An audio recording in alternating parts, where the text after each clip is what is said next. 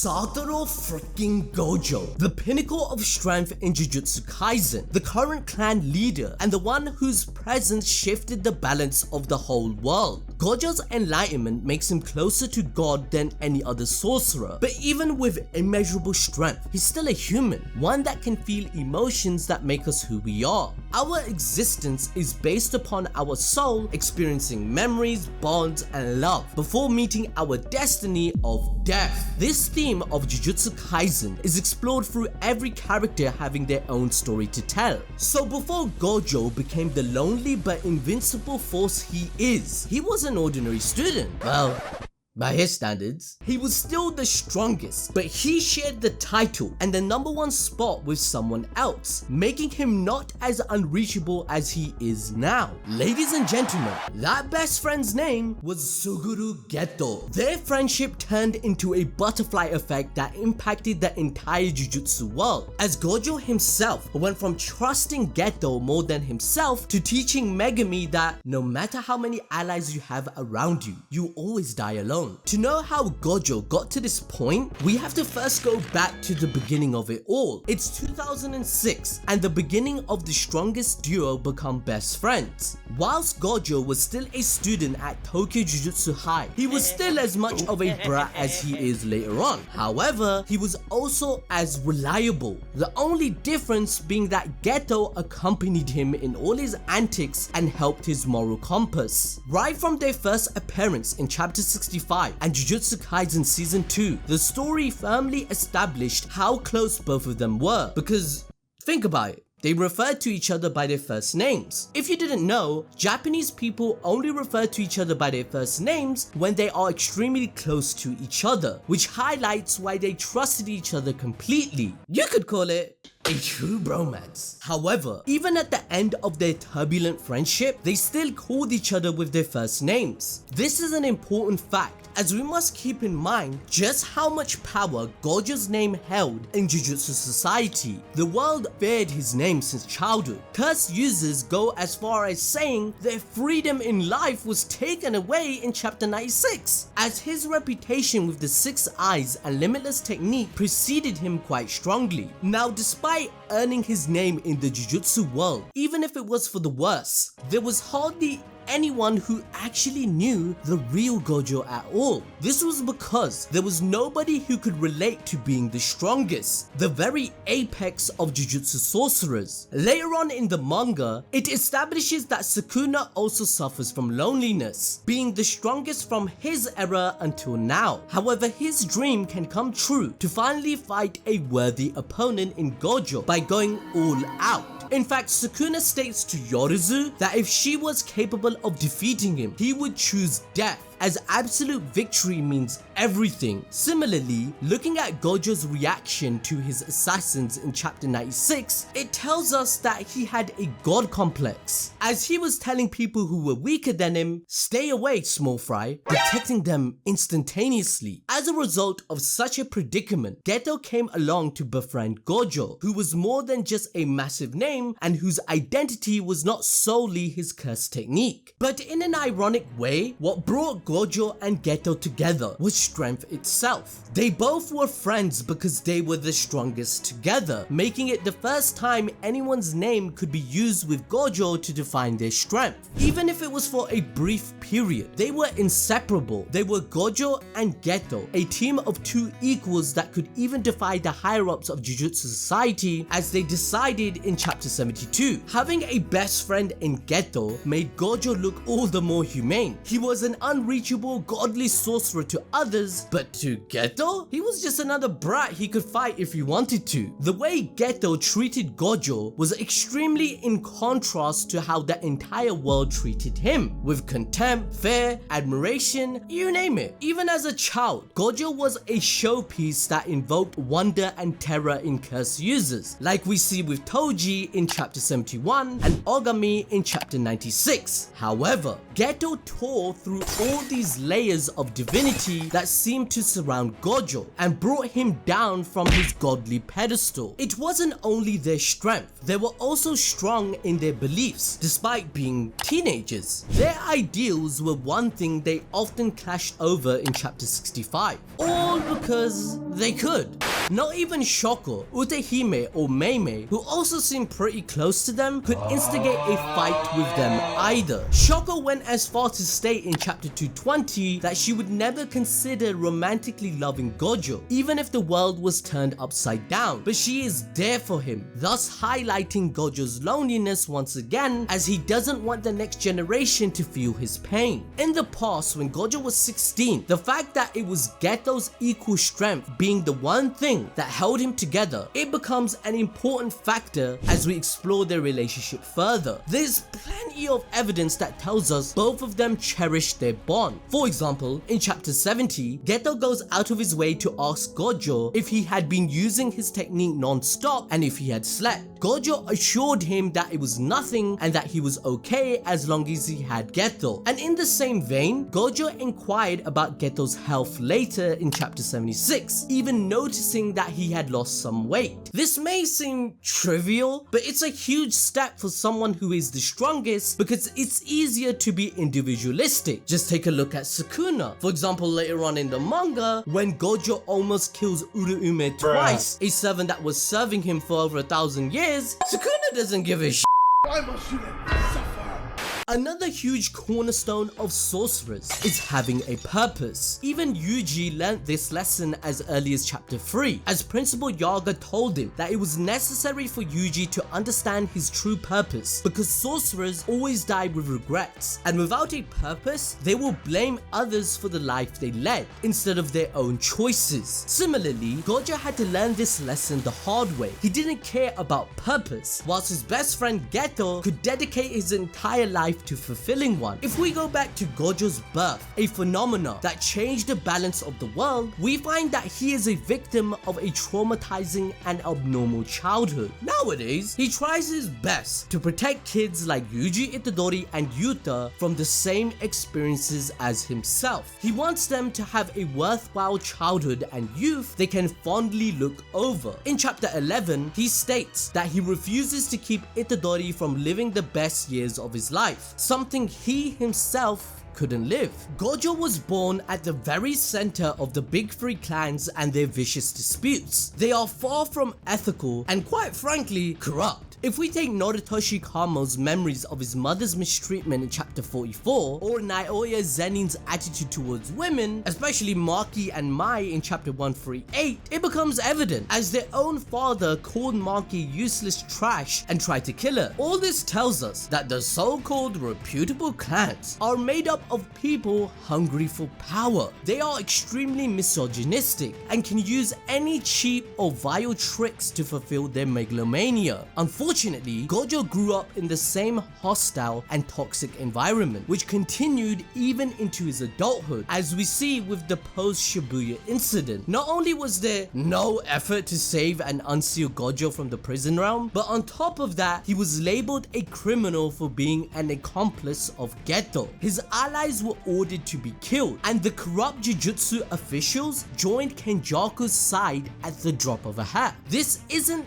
only Japan. Even when Kenjaku went around the whole world, they all instantly betrayed Gojo, which emphasizes his loneliness. They were even greedy for his power and label him for his strength, claiming that he can be an infinite energy resource to boost their economy and themselves, therefore sending troops to join the culling game. As a result, the absence of Satoru Gojo was enough to throw the whole world into chaos, as sorcerers also began going against their own, fighting and conniving for gaining power, which only led to the downfall of Kamo and the Zenin clans. However, this absurd behavior of sorcerer clans is not an anomaly, as we get the example of the Fujiwara clan from the Heian era as well. During Sukuna's time, a sorcerer called Uru was the captain of the Sun, Moon and Stars group, which was the assassin group of the Fujiwara family. But her rise to such a reputable position was because a clan member tricked her with false promises, and then made her into a scapegoat for all the murders he committed in his own family. But this is just the tip of the iceberg, ladies and gentlemen. Gojo, being the owner of the most powerful duo of curse techniques, Six Eyes and Limitless, was a huge factor that clung to him and defined his worth to society. There was as many attempts to kill him as there were to protect him. He had always borne an incredible burden. There's barely anyone who could know the ins and outs of Jujutsu society as well as Gojo does. This is because he experienced it firsthand. He had been a gullible child. He could have been used and disposed of as needed. So of course, Gojo had been alone all this time. His path was filled with thorns, and nobody could understand his suffering because he seemed just perfect to everyone else. They probably thought, what more could Gojo even ask for? That is until Geto brought the concepts of rationality and morality. He saw Gojo as a normal human and nothing else. This humane concern and rational care that Geto provided were perhaps unique to him. Only he could have brought this to Gojo because he shared the title of being the strongest with him, and he shared the burdens that came along with it. And since Gojo hadn't experienced those emotions before, he relied on this friendship a lot more than one would think. Gojo trusted Geto to allow him to make decisions for him, like in chapter 76, when Gojo didn't kill the followers of the Star religious group because Geto thought it was pointless. As a result, Geto shaped the duo's morality. The earliest example of this is in chapter 66, where Geto asks Gojo to be mindful of the way he talked. But this conversation went a little different in the original Japanese, and that is something to take note of. Geto asks Gojo to stop using ore to refer to himself and use boku instead. If you don't know why this is important, well, you're silly willy that hasn't hit the notification bell yet, because we go deep.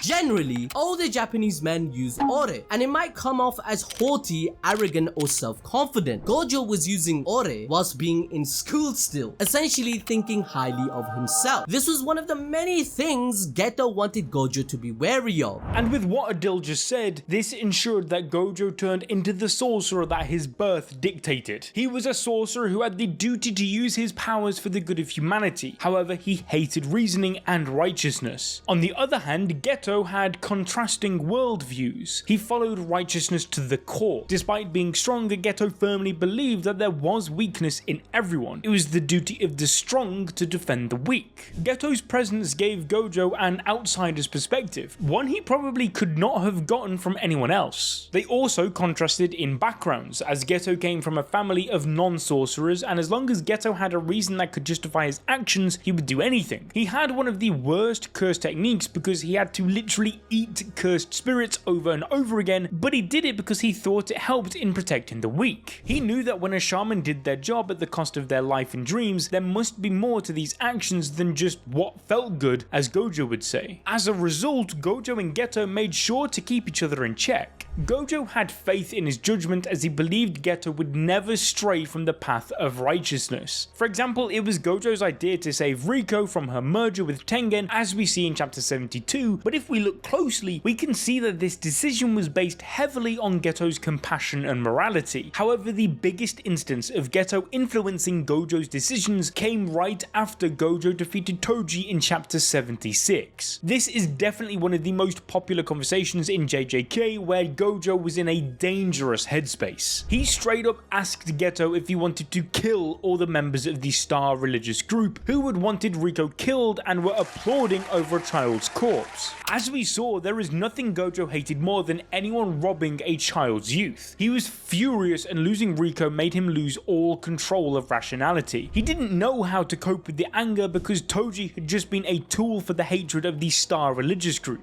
Defeating Toji had been more of a personal accolade rather than revenge for her, as Gojo said in chapter 75. He wasn't angry or vengeful at that moment, it was him simply acting on his instincts like a predator, and since he realized that he had to be kept in check, he relied on Geto. Naturally, Geto stopped Gojo from doing the deed, telling him that there's no meaning in killing the followers of the cult. Even if Gojo had killed them, Riko's death couldn't have been reversed, they couldn't fix anything. Geto stopping Gojo was so significant because when you look at it in hindsight, we realize that if Geto hadn't stopped Gojo, he would have turned into a mass murderer long before Geto would have even walked that path. This makes it all the more apparent how crucial Geto was as an anchor to Gojo. In chapter 77's flashback of Megumi meeting him, we see a difference in demeanor as Gojo had become a foster father guiding him throughout his life. And there is a huge reason for this. In chapter 11, Gojo confesses to Ijichi about his dream, which is wanting to change the Jujutsu society. But here's the catch. Just like Geto had stopped Gojo from killing the followers of the Star religious group, Gojo chose not to kill the higher-ups of the Jujutsu society. Gojo had understood that his work was to dig up the root cause and change things from the inside because that wasn't pointless. He could actually change something if he followed righteousness. Mind you, this is long after Gojo had already lost Geto, so just seeing that he still followed his moral compass says a lot. Gojo had to be righteous, or at least in his own way, which is one of the many burdens he decided to carry from his past. To break Gojo's story down even further, we have to acknowledge the curse he has as the strongest sorcerer.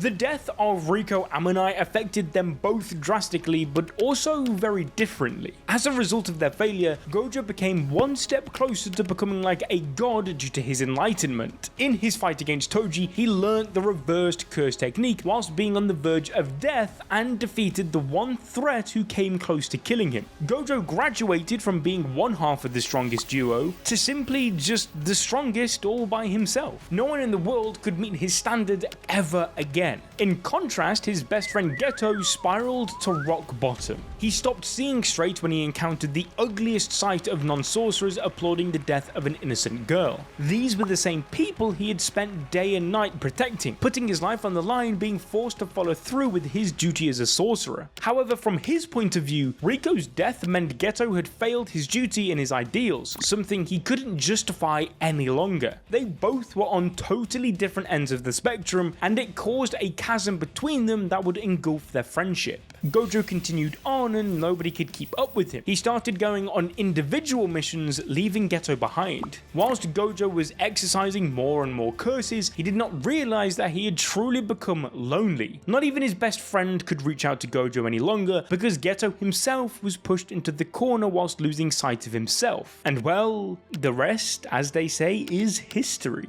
Geto went astray and Gojo couldn't believe it. His one and only best friend had deviated from the path of righteousness and he couldn't comprehend it. Ironically enough though, Gojo's all-seeing eyes had missed what was right in front of him. To him, his best friend was always going to be Suguru, the only one he could trust and understand. But suddenly he was supposed to be bitter enemies with the person he had shared many battles with and relied on at all times. In his desperation, Gojo confronted Geto to somehow understand how so much changed in the blink of an eye. He couldn't understand the reasoning behind Geto's choice to kill all non-shamans, including his family. An ideal like this was impossible to realize in his opinion. But rather than getting an answer, Gojo received the worst treatment he could get from Geto in chapter 78. Geto was the only one who had not dehumanized Gojo like the rest of the world, but for the first and last time, Geto asked Gojo, "Are you the strongest because you're Gojo Satoru, or are you Gojo Satoru because you're the strongest?" He was basically asking Gojo if his strength was unique to himself in this conversation. The kind of strength Gojo had could only exist because he was Gojo. If he were anyone else, he could not have that strength. Or was it that Gojo's identity and arrogance came from being the strongest? According to him, the name Gojo Satoru held so much weight because he was the strongest. So in a single line, Geto admitted to attaching Gojo's identity with his strength. Just like everyone else, he declared Gojo as the strongest and godlike, matching their perception of him, thus making Satoru realize his loneliness as his best friend had truly betrayed him ideologically. Geto wanted Gojo to realize that calling his ideals impossible was wrong